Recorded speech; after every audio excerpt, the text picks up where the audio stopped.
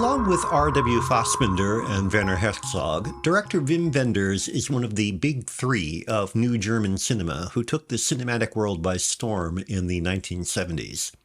The timing was important, as highbrow filmmakers and critics in the 70s began a tentative embrace of genre to complement individual expression.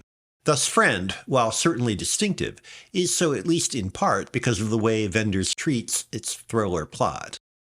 Based on a novel by Patricia Highsmith, Friend centers on Jonathan Zimmerman, Bruno Ganz, an art restorer and framer manipulated into becoming a hired killer by Tom Ripley, Dennis Hopper. At first, the story focuses on whether Jonathan will accept the cash. He is tricked into thinking his blood disease is fatal, and therefore worries about providing for his family after his death. After he accepts, attention shifts to more traditional thriller questions of whether he and Ripley will prevail against the criminals who pay them both. It may be a thriller, but the film asks a tough question. What would we do if we knew we were going to die? Wenders' pensive, oblique method treats that question with understated seriousness. While the film's look and approach may seem a little familiar after 40 years, Michael Ballhaus's light-streaked cinematography has been imitated to the point of banality. You need only compare it to a standard Hollywood thriller to recognize Wenders' audacity.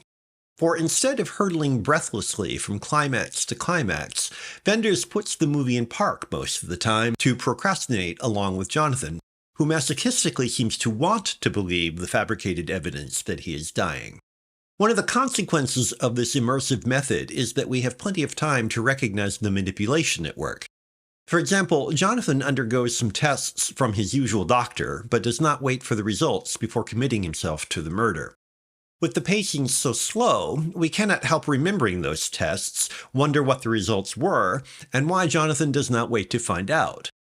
And when the need for more straightforward action arises, Wenders' treatment is tersely exciting, but conventional.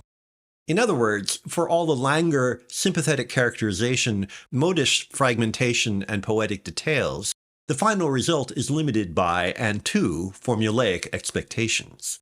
The American Friend does not just dress genre in angst-ridden clothes. It has a core of real feeling, and its influence more than proves the value of Wenders' approach. The film never gets beyond the limits of popular filmmaking, however.